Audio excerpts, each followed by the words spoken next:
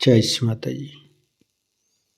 परम पूज्य श्री माता जी, कृपा करके ये ध्यान और मेडिटेशन की मंच पर परम चैतन्य प्रदान कीजिए। हे देवी, हे आदिशक्ति माँ, कृपा करके आप पधारिए और सभी संतों को ध्यान और मेडिटेशन कराइए।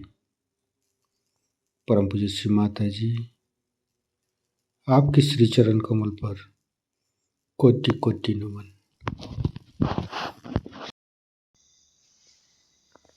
कुंडली उठाकर बंधन लेंगे।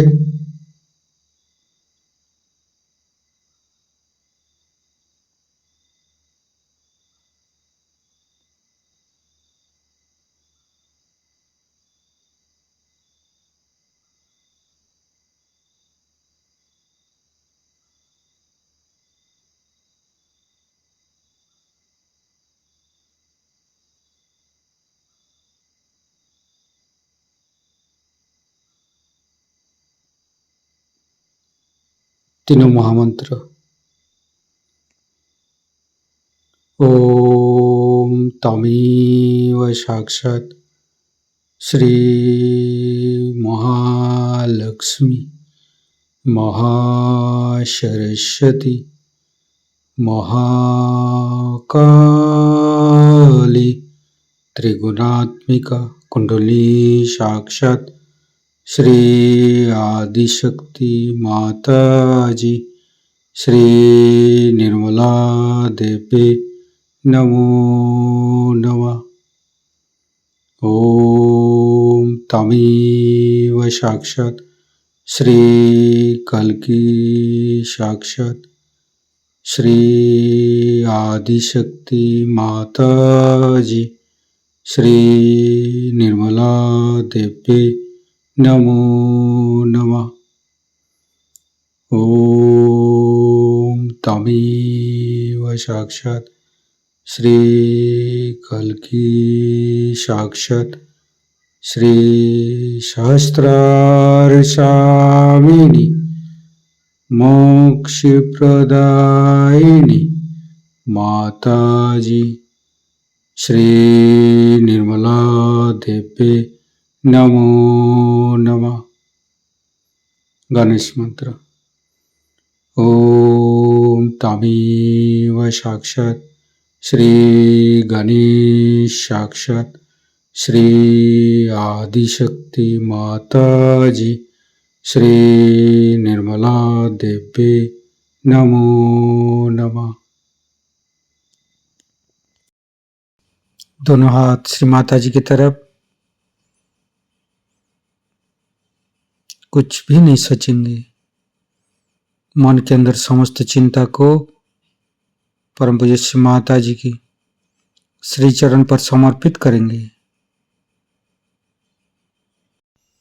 परम पूज्य श्री माता जी, हमारे हृदय को सच कीजिए। सच हृदय कमलासन पर आपके श्री चरण की पूजा होने दीजिए माँ।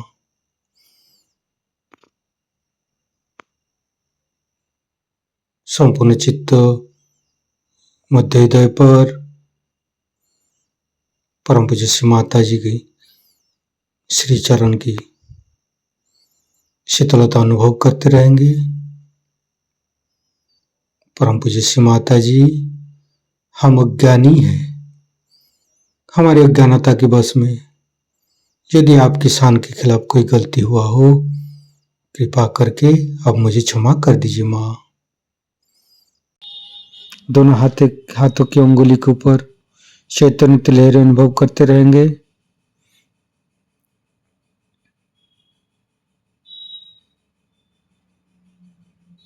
फिर धीरे धीरे चित्त को तीनों मूलाधार पर लेके आएंगे।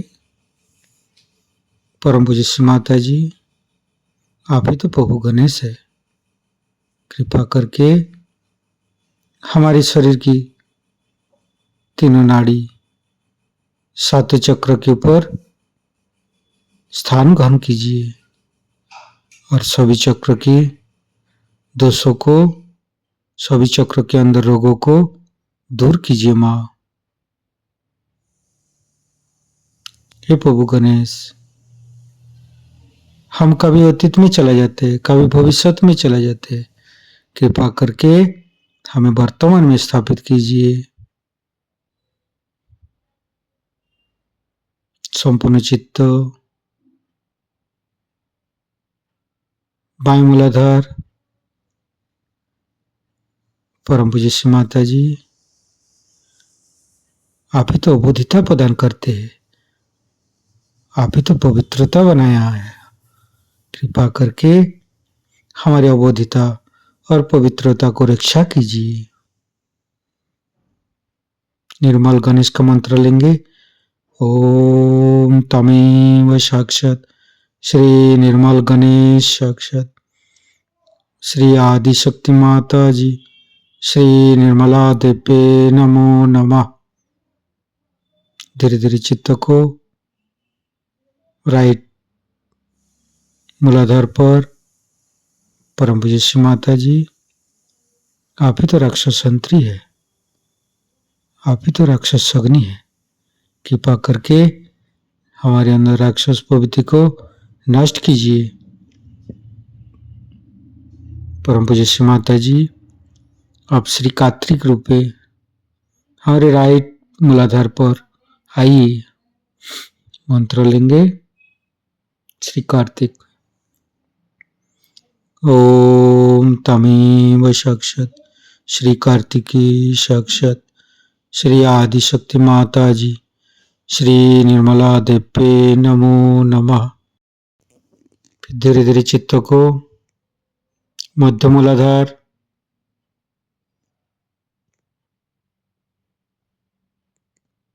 ओम गंग गणपते नमः 4 बार करेंगे।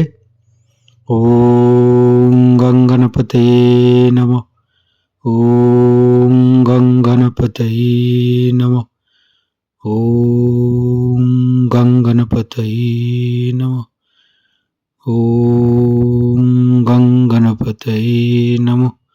साक्षात श्री आदिशक्ति माता जी श्री निर्मला देव्ये नमो नमः। परम पूज्य श्री माता जी, गौरी माता के रूप में हमारे मध्य मूलाधार में आइए और समस्त दोषों को दूर कीजिए। परम पूज्य श्री माता जी, हमारे ऊपर दया कीजिए, कृपा कीजिए, हमारी क्षमा को स्वीकार कीजिए माँ।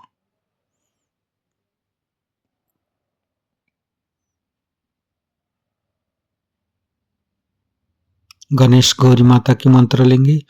ओम तमेव साक्षात श्री गणेश गौरी माता साक्षात श्री आदिशक्ति माता जी श्री निर्मला देव्ये नमो नमः। धीरे धीरे चित्त को तीनों स्वादिष्ठान, तीनों नाभि, तीनों हृदय, तीनों विशुद्धि, लेफ्ट विशुद्धि। परम पूज्य श्री माता जी, आपकी परम कृपा में हम शुद्ध आत्मा है। शुद्ध आत्मा निर्दोष है माँ। परम पूज्य श्री माता जी, आपकी परम कृपा में हम दोषी नहीं हूँ माँ। परम पूज्य श्री माता जी, आपकी परम कृपा में हम दोषी नहीं हूँ, निर्दोष हूँ माँ। परम पूज्य श्री माता जी, आपकी परम कृपा में हम निर्दोष हूँ। संपूर्ण चित्त लेफ्ट विशुद्धि पर गणेश चतुर्भुज से पाठ करेंगे। ओम नमस्ते गणपतये तमेव प्रत्यक्षं तत्त्वमसि तमेव केवलं कर्तासि तमेव केवलं धर्तासि तमेव केवलं हर्तासि तमेव सर्वं खल्विदं ब्रह्मासि तं साक्षादात्मसि नित्यं हरितं वच्मि सत्यं वच्मि अवतं माम् अववक्तारम् अवसोतारम् अवदातारम् अवधातारम् अवानुचानमवशिष्यम् अवपश्चातात् अवपुरस्तात् अवोत्तरातात् अवदक्षिणातात् अवचोदातात् अवधरातात् सर्वतो मां पाहि पाहि समन्त्रात् तं वाङ्मयस्तं चिन्मयो तं आनन्दमयस्तं ब्रह्ममयो स्तं सच्चिदानन्दादित्योऽसि स्तं प्रत्यक्षं ब्रह्मासि स्तं ज्ञानमयो विज्ञानमयोऽसि सर्वं जगदं तत्तो जयते सर्वं जगदं तत्तोत्तिष्ठति सर्वं जगदं त्वयि लयमुच्यते सर्वं जगदं त्वयि पत्येति तं भूमिरापो नालो नीलो नमः स्तं चत्वारि वाक्पदानि स्तं गुणत्रयातीतो स्तं देहत्रयातीतो स्तं कालत्रयातीतो स्तं मूलाधारसितोत्सि नित्यं स्तं शक्तित्रयात्मक स्तं योगिनो ध्यायन्ति नित्यं स्तं ब्रह्मा स्तं विष्णु स्तं रुद्रस्तं इंद्रस्तं अग्निस्तं वायुस्तं सूर्यस्तं चंद्रमास्तं ब्रह्मभूर्भुवस्सुरं ज्ञानादिपूर्वमुच्चाय वर्णादि तदनंतर अनुसारो परतरो अर्धेन्दु उल्लसितं तारेण ऋतं एतत्तव मनुष्यरूपं गकारो पूर्वरूपम् अकारो मध्यमरूपम् अनुसारो शान्तिरूपं बिन्दु उत्तररूपं नादं संधानं संगीता सन्धि शैषा गणेशविद्या गणकऋषि निश्चित गायत्री छंद गणपतिर्देवता ओं गं गणपतये नमः एकदन्ताय विद्महे वक्रतुण्डाय धीमहि तन्नो दन्ति प्रचोदयात् एकदन्तं चतुर्हस्तं पाशमङ्कुशधारिणं रदं च वरदं हस्ते बिभ्राणं मूषकध्वजं रक्तं लम्बोदरं शूर्पकर्णकं रक्तवाससं रक्तगन्धानुलिप्ताङ्गं रक्तपुष्पे सुपूजितं भक्तानुकम्पिनं देवं जगत्तारणमच्युतम् आविर्भूतं च सृष्ट्यादौ प्रकृते पुरुषोत्तरम् एवं ध्यायन्त्यो नित्यं स योगी योगिनो वर नमो बृहत्पतये नमो गणपतये नमो पमतपतये नमस्ते अस्तु लंबोदराय दन्ताय विघ्ननाशिने शिवसुताय श्रीवरदमूर्तये नमो नमः साक्षात् श्री आदिशक्ति माताजी श्री निर्मला देवी नमो नमः।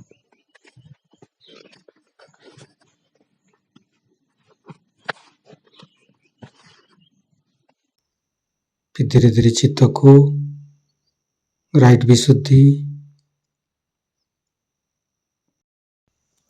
श्री माता जी, हमारी वाणी की माधुर्य आप ही है माँ, आप ही तो हमें वाणी की माधुर्य प्रदान करते हैं माँ। कृपा करके हमारी राइट विशुद्धि पर माँ जसोदा और विट्ठल रुक्मणी रूप में आइए। धीरे धीरे चित्त को बुद्ध विशुद्धि। परम पूज्य श्री माता जी, आप ही तो राधा कृष्ण है, कृपा करके हमारे गला पर आइए। समस्त दोषों को समस्त रोगों को दूर कीजिए माँ। संपूर्ण चित्त बुद्ध विशुद्धि पर रखेंगे। धीरे धीरे चित्त को प्राणाग्र वैकाग्र शास्त्रार। परम पूज्य श्री माता जी, हमारे अंदर अहंकार प्रति अहंकार को दूर करके हमारी ब्रह्मानंद को खोल दीजिए माँ। हमारी शास्त्रार पर विराजमान होइए माँ। सहस्त्रार के साथ एक एक चक्र को जोड़ेंगे। लेफ्ट विशुद्धि, राइट विशुद्धि, मध्य विशुद्धि। माता जी हमें निर्विचारिता सिद्धि प्रदान कीजिए। दोनों हाथों पर सहस्त्रार पर परम चैतन्य का अनुभव करते हुए निर्विचारिता का मंत्र लेंगे। ओम तमेव साक्षात श्री निर्विचारिता साक्षात श्री आदिशक्ति माता जी श्री निर्मला देवे नमो नमः। परम पूज्य श्री माता जी हमारे ऊपर ऐसी कृपा कीजिए ताकि हम आपकी वाणी को सहस्त्रार से सुन सकूं। संपूर्ण चित्त सहस्त्रार पर परम पूज्य श्री माता जी का अमृत वाणी हम सहस्त्रार से ग्रहण करेंगे। गुण धर्म हमारे अंदर विकसित हुए क्या है, इसलिए सबसे पहले कुंडलिनी की ही गति को समझ लेना चाहिए। जब कुंडलिनी का जागरण होता है तो सर्वप्रथम वो आपके शरीर को स्वस्थ करती है, क्योंकि शरीर का भी स्वस्थ होना जरूरी है। और इसलिए आपका चित्त पहले अपने शरीर से जाता है। शुरुआत में सब यही बताते हैं कि मुझे ये तकलीफ मिली, ये शारीरिक तकलीफ मिली, यहाँ दुखता है, मुझे ये बीमारी। या कुछ लोग शरीर से हृष्ट पुष्ट होते हैं तो वो बताते हैं कि मुझे सांसारिक क्या तकलीफ है। क्योंकि जब हम लोग जागृत अवस्था में होते हैं तो हमारा चित्त इन सब चीजों की तरफ आकर्षित रहता है और इससे हम लोग काफी तकलीफ में रहते हैं। जैसे जैसे आप सहयोग में आएंगे आप यही पाएंगे कि लोग पहले अपने शरीर की या अपने संसारिक चीजों की या मानसिक स्थिति की ही चर्चा करें।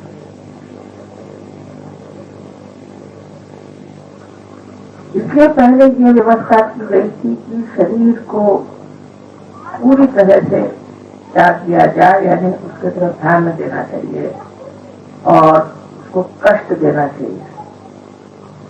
अगर आप पलट पे सोते हैं तो आप नीचे उतर के फिर तखत से आप फिर हटाए, फिर आप जमीन पे, फिर आप पत्थर पे, फिर आप दलदल में सोए।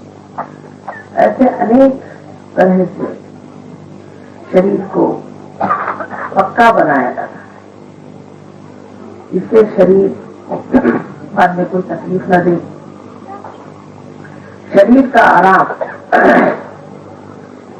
किसी भी तरह से मान्य नहीं किया जाता। जैसे अगर एक रात जागरण हो गया तो तकलीफ हुई तो फिर 7 रात जागरण, फिर तकलीफ हुई तो 24 रात जागरण। उसी प्रकार खाने पीने फिर मनुष्य को खाने की बहुत लालसा है तो आप 1 दिन उपवास करो, फिर आप 7 दिन उपवास करो, फिर आप 40 दिन उपवास करो। जो आपको चीज पसंद नहीं हो ऐसी चीज आप खाओ और बाकी सब चीज आप खाओ। यहाँ तक कि आप अन्न मत खाओ, सिर्फ फल मूल खाओ। फिर अगर आपको कपड़ों का बहुत शौक है तो आप सादे कपड़े पहनो, फिर आप हल्के कपड़े पहनो, फिर आप हिमालय पे जाओ और वहां पूरे कपड़े उतार के ठंड में आप खाओ।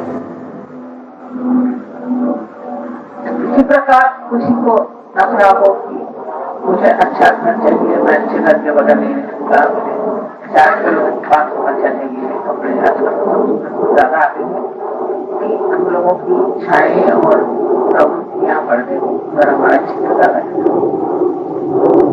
तो कहा जाता था कि अच्छा ठीक है आप बड़े महल में रहते हैं तो अब आप आकर के पहले झोपड़ी में, फिर झोपड़ी में भी पाड़ा लगा, उसमें भी वो अपने को असुरक्षित समझते। कहा जाता था अच्छा अगर इसमें आप अपने को असुरक्षित समझते हैं तो ठीक है, आप जंगल में आ जाए।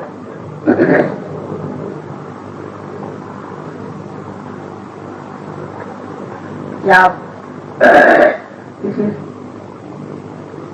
तीर्थ स्थान में जाओ, जैसे कि कोई निकला तो काशी का आदमी तीर्थ स्थान में जाएगा तो काशी जाएगा, और काशी का जाएगा तीर्थ स्थान में तो काशी जाएगा। रास्ते में उसको शेर खा जाएंगे, शेर ने छोड़ा तो सांप काटेगा, सांप ने छोड़ा तो मगर खा जाएगा, और जब तक वो वहां पहुंचते हैं 1000 में से 1 आदमी वहां पहुंचेगा।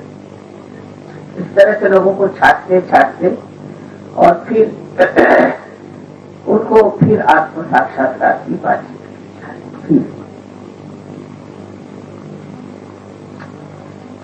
सहयोग में उनका हिसाब किताब किया। सहयोग में न तो आपको घर छोड़ना है, न द्वार छोड़ना है, नहीं अपने खाना पीना छोड़ना है, नहीं वस्त्र का कोई प्रॉब्लम है, कुछ नहीं, सब आप जैसे हैं ऐसे ही। और इसमें आपकी कुंडलिनी का जागरूक हो जाए। कुंडलिनी इसी स्थिति में जागरूक हो जाए। पहले तो एक हिरण का चर्म बिछा के उस पर बैठ के साधना करके फिर आपकी तपश्चर्या होगी। उसके बाद आप बहुत दिन तक भूखे मरिएगा, एकदम आपकी हड्डियां निकल आएंगी। तब भी फिर परीक्षा होगी, आपको उल्टा टांगा जाएगा, कुएं में डाला जाएगा, 2-3 बार देखा जाएगा किस हालत में आप है। उसके बाद अगर आप जिंदा रह गए तब फिर कहीं जाकर के चर्चा होगी।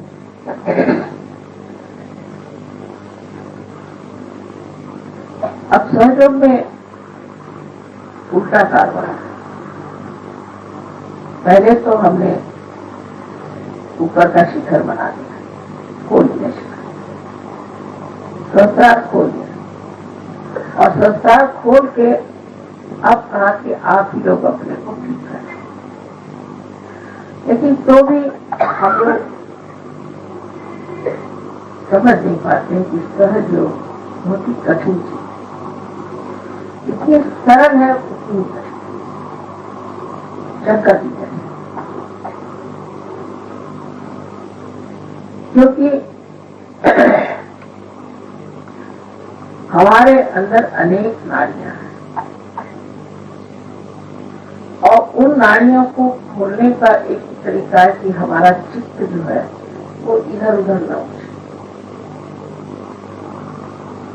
तो सहयोग में ये तो कोई नहीं बताते कि तुम खाना पीना छोड़ दो, उपवास करो और तुम जाके हिमालय में क्षण में बैठो, ये कोई नहीं बताता। लेकिन क्या करना चाहिए इससे हमारी प्रगति? सबसे पहले हमें अपनी तरफ अंतर मन करके विचार करना चाहिए कि ये मन क्या करना। जैसे कि अब आप कहीं गए और आपने देखा कि आपको थोड़ी जगह नहीं मिली,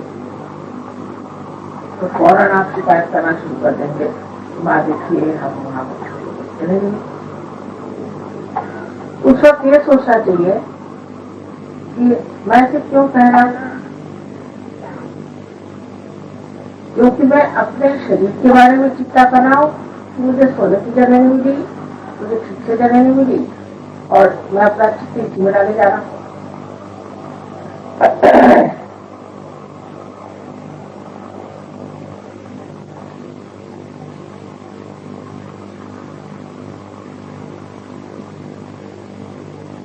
अब उस वक्त में ये सोचना चाहिए अच्छा हुआ कि मुझे जगह मिली नहीं, अब सो जैसे सोना, अपने शरीर की ओर देखे मैं सो, आप यहीं सो, नहीं सोना हुआ सहयोगी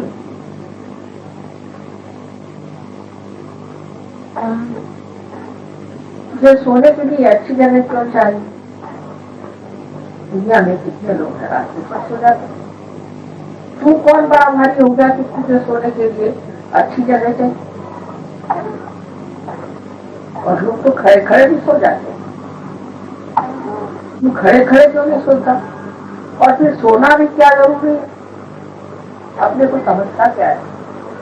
ऐसे अपने शरीर से बचो। एकदम आफत आ जाएगा कोई एक बार खाना न खाए। देखा है आफत आ जाती लोगों पर कर एक बार खाना न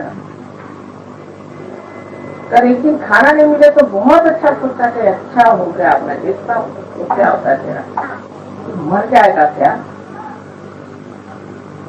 ऐसे शरीर को धिक्कारना चाहिए। खुद ही अपनी तरफ से शरीर को धिक्कारना चाहिए।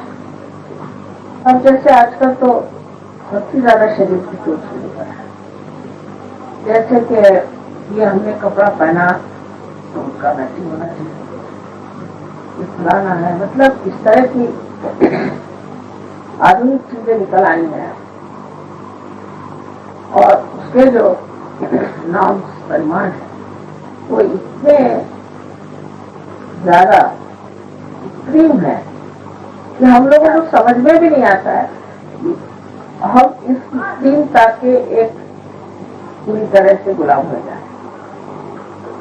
इसका मतलब ये नहीं कि आप शिक्षित हो जाए, इसका मतलब ये नहीं कि आप अजीब से कपड़े पहन सकते हैं, और इसका मतलब ये नहीं कि आप किसी हो जाए, ये मतलब नहीं। और समझ लीजिए किसी चीज को एक मैचिंग ब्लाउज मिला तो उसको तो लगता है कि वो कई काम से उसको खत्म। पहले जमाने में कोई मैचिंग पहनता नहीं। आप अगर उसके मैचिंग फिर वो स्वेटर नहीं मिला तो फिर तो कर कौन देखता है आपको क्या पहने न पहने।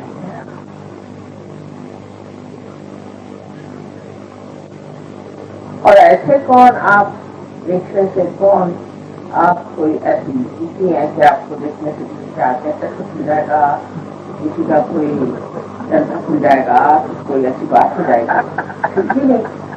उल्टे आपको देखने से तो कोई पकड़ जाएगा। कभी कभी तो मैं आँख झुका के चलती, लोग कहते माँ तुम आँख तो झुकाती हूँ,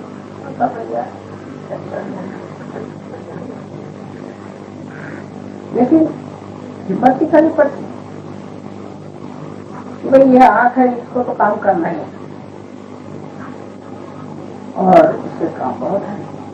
लेकिन कलयुग में इतना आघात का तो कहीं नहीं हुआ। इसी प्रकार कोई एक भी चीज शुरू हो जाए, हम जैसे विलायत में है कि आपके बाल बिल्कुल उलझे होते हैं तो सब ऐसे बाल अगर तुम समझो के हो, तुम विशेष लोग हो, तुम ऐसे क्यों कर रहे हो? अपने को पूछना चाहिए कि मैं ऐसे क्यों करता हूँ? मैं अपने शरीर का इतना आराम क्यों देखता हूँ? मैं दुनिया के लोगों के साथ अपने को क्यों वैसे बनाना चाहता हूँ? उसी तरह से मैं क्यों रहना चाहता हूँ? मैं तो एक विशेष हूँ। और विशेष कैसे होंगे? अगर आप कहीं गए तो कमरे में सारे लोग पानी पीते हम विशेष है, या कहीं भी बैठ के खाना खा लिया हाथ से तो हम विशेष है।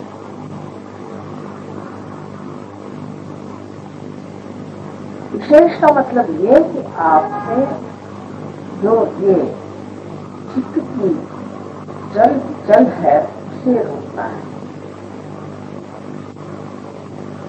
चित्त को लीन करना है चैतन्य। इसे सुनिए, चित्त को चैतन्य में लीन करना। बस चित्त अगर इधर उधर उड़ा रहे तो वो चैतन्य में कैसे लीन हो? तो पहले तो इस शरीर को, इस मन की इच्छा है, मन की भी 50 इच्छा है। आपके हृदय में जहाँ शिव का वास है, वहाँ 4 नाड़ियां हैं।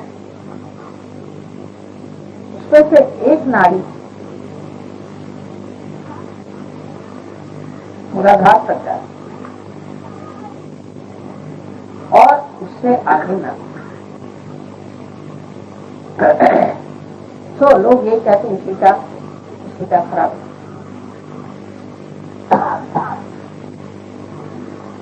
लेकिन आप सोचोगे अब आप नर्व कहाँ को जा रहे हो बाबा, आपका रास्ता बन गया, आप नर्व की ओर क्यों जा रहे? तो अपने और चित्त में ध्यान देना चाहिए कि मुझे ये वासना क्यों,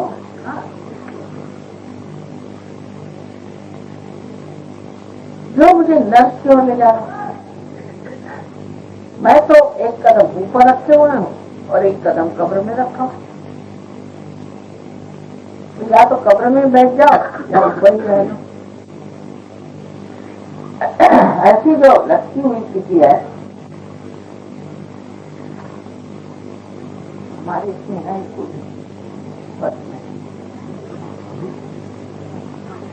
बस में साधक कहता है, साधक कह तो क्या गाना चाहिए बोल बोल के भी। हाँ, तो अब चित्त जो है उससे कहना कि तू कहाँ भाग रहा है, नर्व के तरफ जाना चाहता है क्या?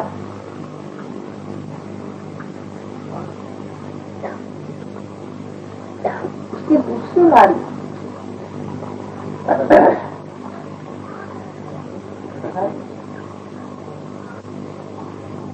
इसकी दूसरी नाड़ी है, वो नाड़ी हमें इच्छाओं के तरफ,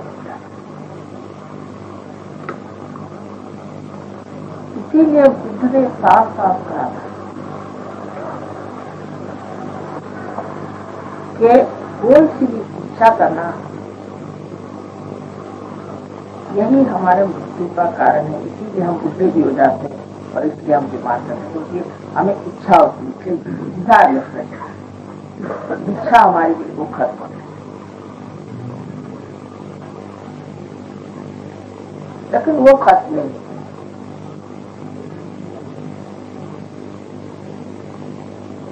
एक शुद्ध इच्छा मात्र रहनी चाहिए। वो कैसे हो?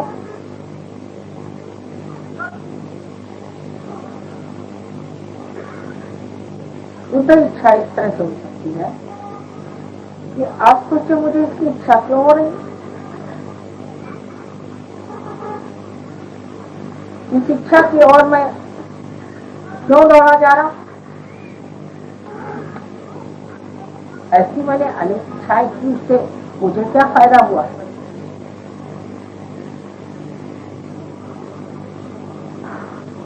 तो जो कुछ भी मिला है उसी में आनंद मान लेना ही एक का कर्म।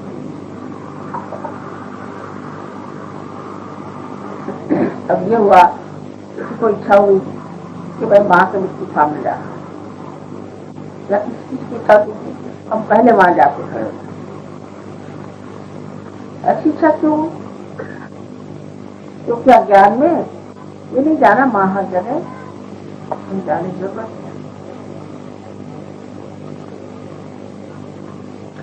तो शुद्ध इच्छा की जब आप इच्छा रखते हैं, तो जब कुंडली चलती है तो ये जो इच्छा की नाड़ी नीचे की तरफ उड़ी हुई है वो ऊर्ध्वगति हो जाती है, उस पर शुद्ध इच्छा बन जाती है। इच्छा मनुष्य करता है इस विचार से कि इससे मुझे सुख मिलेगा, आनंद मिलता होता। तो इस इच्छा को जो है आपको आनंद में लीन कर देना, क्योंकि शिव का तत्व है आनंद, उसका स्वभाव आनंद है। इसलिए हर एक चीज में आनंद खोलना है, तब किसी चीज की त्रुटि ही नहीं लगेगी। दोष देखना, या हर एक चीज में ये ऐसा होता तो अच्छा होता। बहुत लोगों को आदत है मैंने, अब रास्ते से जा रहे तो कहेंगे कि यहाँ पर इन्होंने खूब चोरी लगा दी, कहेंगे कि यहाँ पर से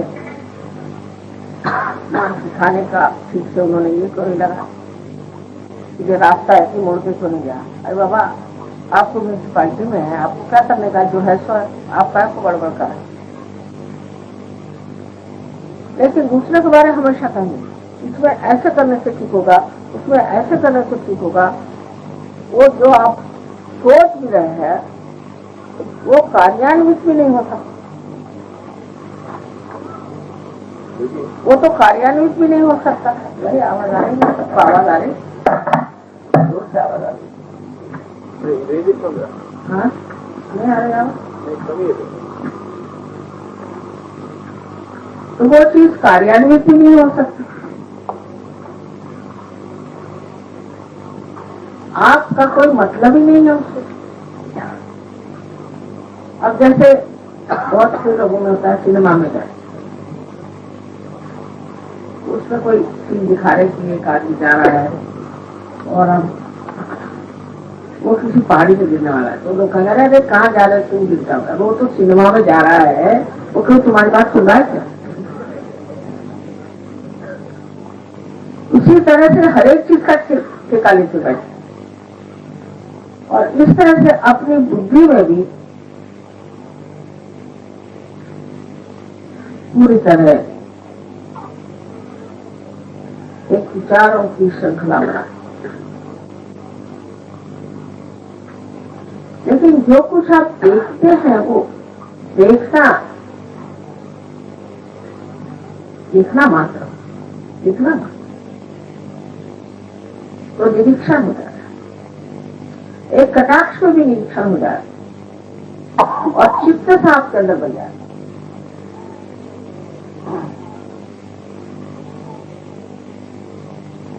लेकिन वो देखना नहीं है, उसे निरंजन देखना है कि कोई रंजना नहीं होना चाहिए ना, उसके प्रति कोई रिएक्शन नहीं होती, बस देखो। इस रिएक्शन का क्या फायदा, वही जैसे मैंने बताया कि सिनेमा में आप कोई आदमी कुछ कर रहा है, कराया जाए तुम ऐसे मत करो, उसको सुन रहा है क्या तुम्हारा।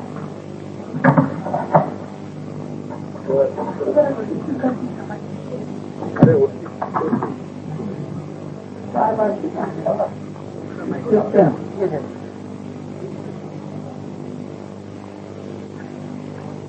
तो निरंजन देखना ये भी शिव का ही,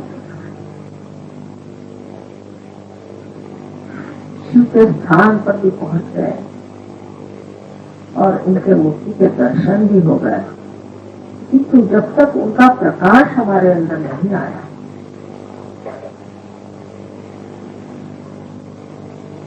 तो सब व्यर्थ ही।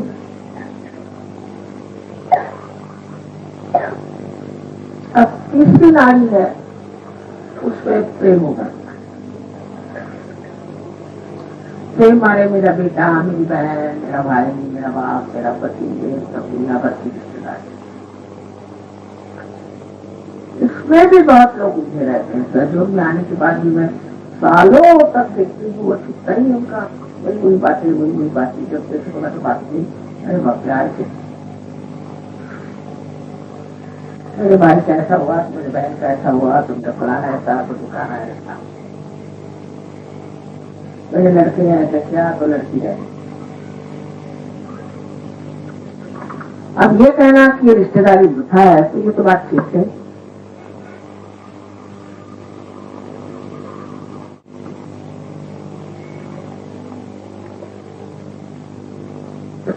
तो ऐसा मत कि अपने बच्चों के लिए किसी को मर्डर भी करते हैं, किसी को हत्या भी करते हैं, कुछ भी कर सकते हैं इस ममत्व के लिए।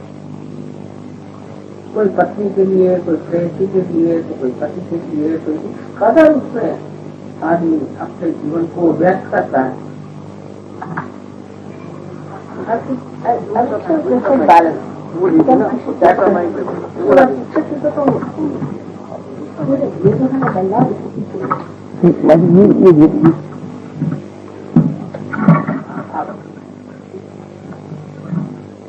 बैलेंस की बात है।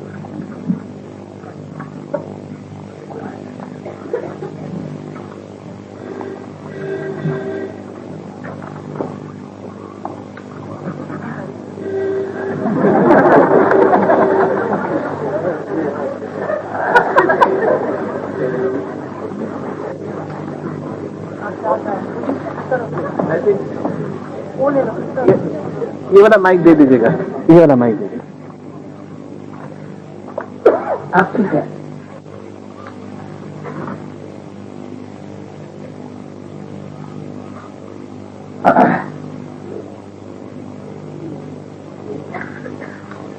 और उसके बाद देखते हैं कि उनके लिए इतना क्या, वही आपके दुश्मन है, वही आपको बता रहे हैं सबसे ज्यादा दुख वही दे रहे हैं। और आपको और भी ज्यादा दुख इसलिए होता है कि इन्हीं के लिए हमने इतना किया और इन्होंने हमारे लिए किया। जब किसी के ऊपर जरा सा उपकार किया और उन्होंने आपको तकलीफ दी तो और भी दुख लगता है कि बाबा इसके लिए इतना करने पर इसने की।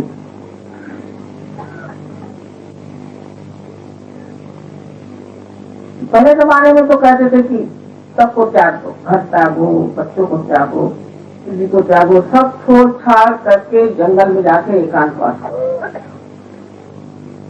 सहयोग में ऐसा नहीं, सहयोग में यह है किसी को नहीं त्यागना, सबको अपनाना है। क्योंकि सहयोग एक व्यक्तिगत कार्य नहीं है कि आप जाके एकांत में बैठ गए और तपस्या की और बड़े ऊंचे हो गए तो क्या फायदा हुआ, आप अवधूत बन गए तो क्या फायदा हुआ। हाँ ठीक, एक ऐसा आदमी हो तो अच्छे भाषण दे सकता है, हो सकता है कि थोड़ी बहुत चैतन्य की भी वर्षा कर सकता है, पर उसे सारा संसार तो ठीक नहीं हो सकता। हमें तो सारे संसार को ठीक करना। तब ये सोचना कि मैं क्यों अपनापन सिर्फ थोड़े ही सीमित लोगों में रहता, और उसके भी बजाय एक साथ थे वो पहले वो मुझे बहुत अच्छे लगते, मैंने कहा क्यों, पहले उनके बाल बहुत अच्छे थे, मैंने कहा क्या आपको बाल अच्छे लगते कि वो अच्छे, कोई कहेंगे कि साहब वो उनका हमारे साथ बर्ताव, कोई अगर मीठी मीठी बातें करते तो वो अच्छे लगते हैं, कोई ऐसे कपड़े पहनते तो वो अच्छे लगते हैं। फिर ये हमारे दिल्ली के रहने वाले हैं, दिल्ली के बाद होगा कि भाई दिल्ली में तो रहते पर ये पुराने दिल्ली वाले हैं और भी रहते। फिर ये सबली मंडी, फिर सबली मंडी में जो हमारा पहले हमने जिससे खरीदा था उससे ही बन गया और भी बन, पता नहीं और कहाँ तक चलता है, इनका 9 और हमारा 9।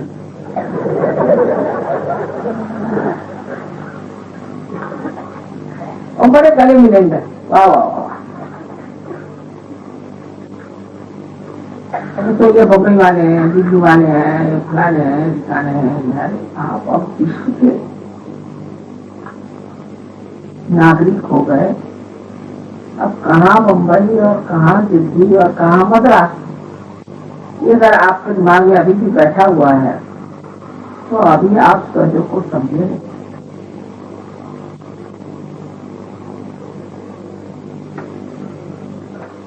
ये कब होगा, जब आपका ममत्व करुणा में ये होता है, करुणा में, क्योंकि करुणा के सागर, दया के सागर।